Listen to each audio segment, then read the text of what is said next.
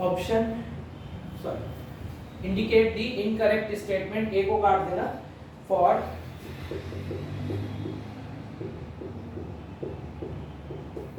Bernoulli's equation. ठीक, option A flow must be steady, option B the flow must be irrotation या irrotational. ठीक, option सी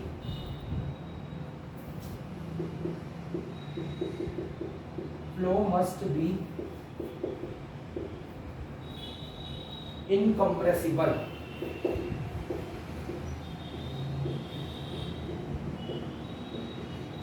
ठीक, और option D है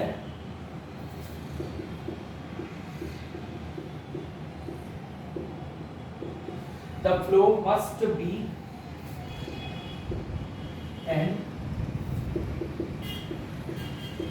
ideal gas. ठीक है, तो ये एसएससी जेई 2007 के प्री का क्वेश्चन है। ठीक है, और ऐसे ही क्वेश्चन या इसी टाइप का क्वेश्चन आपको आता है बर्नौलीज इक्वेशन के असम्पशन से।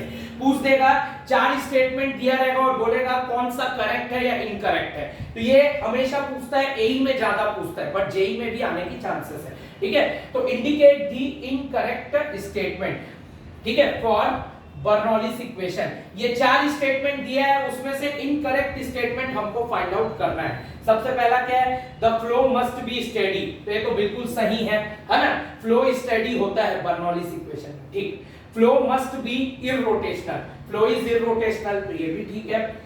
Flow must be incompressible, fluid बोलो या फ्लो, फ्लूइड क्या है, बेसिकली जो फ्लो होता है वही तो फ्लूइड है।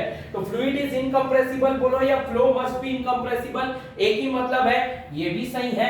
आखिरी देखो, the flow must be an ideal gas. Ideal gas की बात यहाँ कहां से आ गई भाई, ये तो फ्लूइड से संबंधित है, गैस की बात तो है ही नहीं। तो यही ऑप्शन आपका क्या है, इनकरेक्ट है, ऑप्शन डी इनकरेक्ट। ऐसा ही पेपर आएगा, याद रखना भाई, फ्लो बोलो या फ्लूइड बोलो सेम होता है, इसमें कंफ्यूज मत होना, मेरी लुटिया मत डुबोना पेपर में। ठीक है, चाहो तो यहीं पे लिख लेना कहीं पे, फ्लो और फ्लूइड इज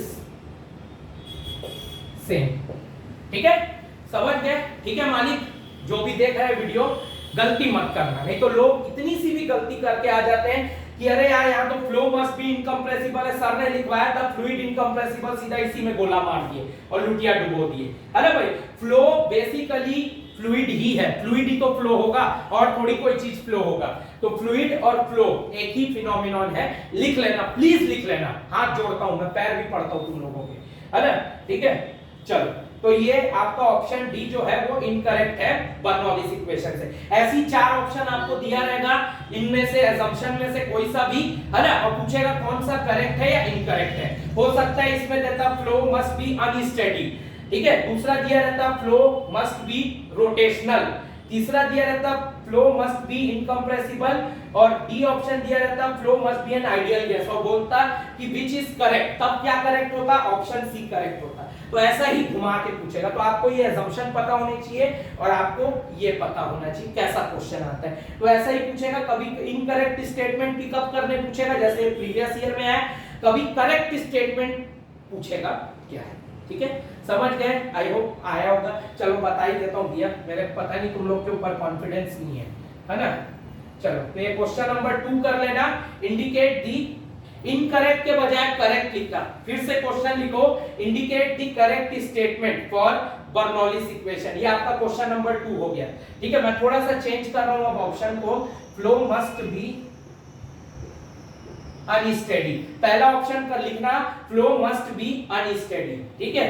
दूसरा लिखना फ्लो मस्ट बी, ये इसको हटा देता हूं मैं, रोटेशनल, ठीक है। ये दूसरा ऑप्शन हो गया। तीसरा ऑप्शन यही रहने देना और चौथा ऑप्शन भी यही रहने देना, ठीक है। ये आपका क्वेश्चन नंबर 2 हो गया। Indicate the correct statement for Bernoulli's equation. पहला ऑप्शन दिया है फ्लो मस्ट बी अनस्टेडी, ठीक है। दूसरा है फ्लो मस्ट बी रोटेशन या rotational, flow must B incompressible, flow must be an ideal gas, ठीक है।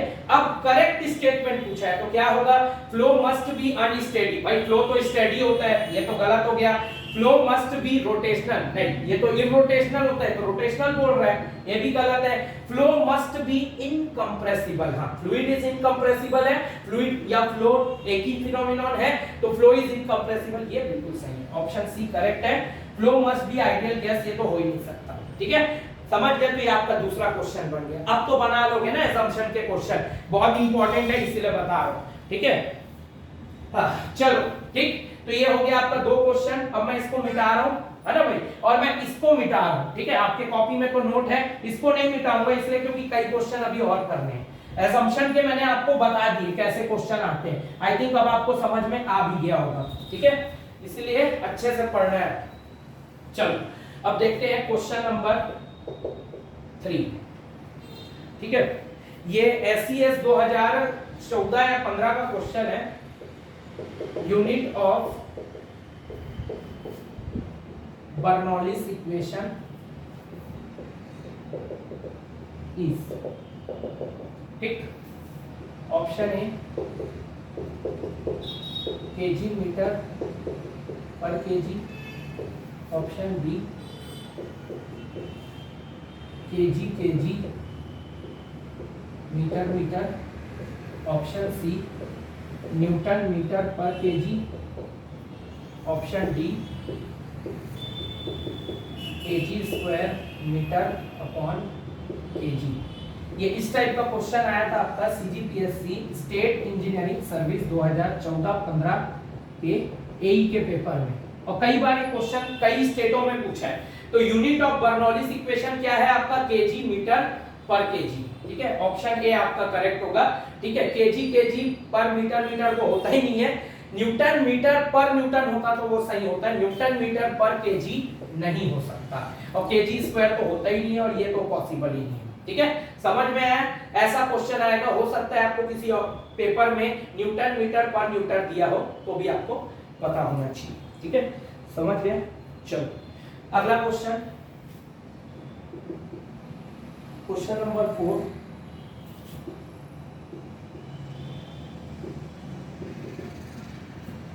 Bernoulli's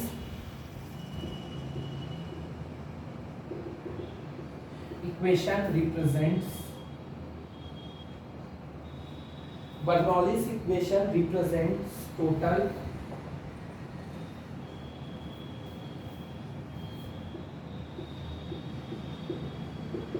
Bernoulli's equation represent total energy per unit of certain quantity, ठीक है, per unit of certain quantity D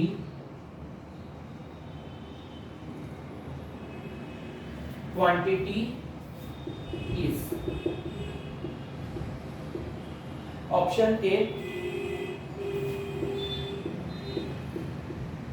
energy per unit specific volume, ठीक। Option B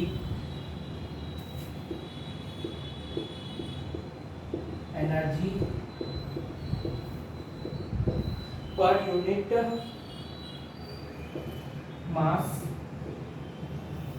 option C energy per unit volume,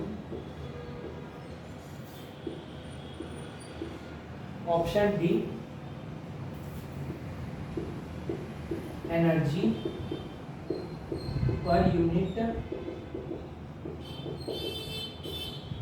wait, ठीक है, समझ गए। ये SSC JEE 2009 का question है, इंपॉर्टेंट क्वेश्चन है, ठीक है। क्या बोला है, Bernoulli's equation represent total energy per unit of certain quantity, the quantity is, ठीक है, क्या है ये, pressure energy per unit weight, ठीक है, kinetic energy per unit wait, potential energy per unit wait, और बेसिकली यही आपका क्या है, तीनों को जब जोड़ोगे तो क्या है, टोटल एनर्जी बन जाता है। इसको मैंने जोड़ा, इसको जोड़ा, इसको जोड़ा, ये तीनों क्या है, कांस्टेंट बन गया। मतलब देखो, pressure energy, kinetic energy, potential energy क्या, पर यूनिट वेट, इन तीनों को मैं जोड़ूंगा तो ये बेसिकली एक कांस्टेंट है, और ये तीनों को जोड़कर ही क्या बनता है, टोटल एनर्जी।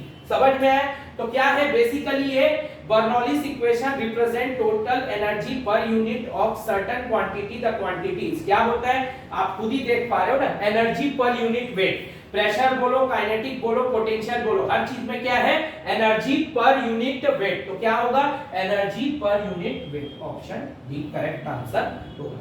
जरा सिंपल क्वेश्चन है, समझ में आया, ठीक है। और ऐसे ही क्वेश्चन बर्नौलीज इक्वेशन से आते हैं, हालांकि मैं इसका एक न्यूमेरिकल भी करवाऊंगा, वो इस फॉर्मूले से बनता है, समझ में आया, ठीक है। चलो अब एक क्वेश्चन एसईएस का उठा लेते हैं अपन, 2020 वाले का, है ना, ठीक है, फिर एक न्यूमेरिकल करवाऊंगा, फिर आपका ये टॉपिक कंप्लीट हो जाएगा बर्नौलीज इक्वेशन का, ठीक है। कहां मर गया क्वेश्चन,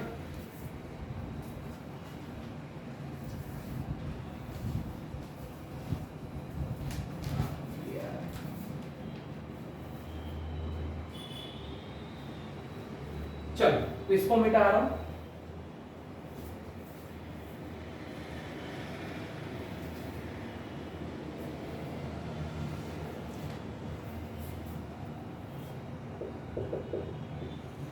क्वेश्चन नंबर 5, एस पर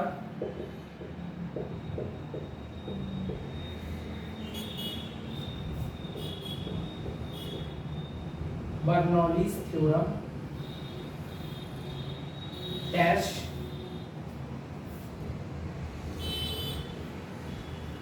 had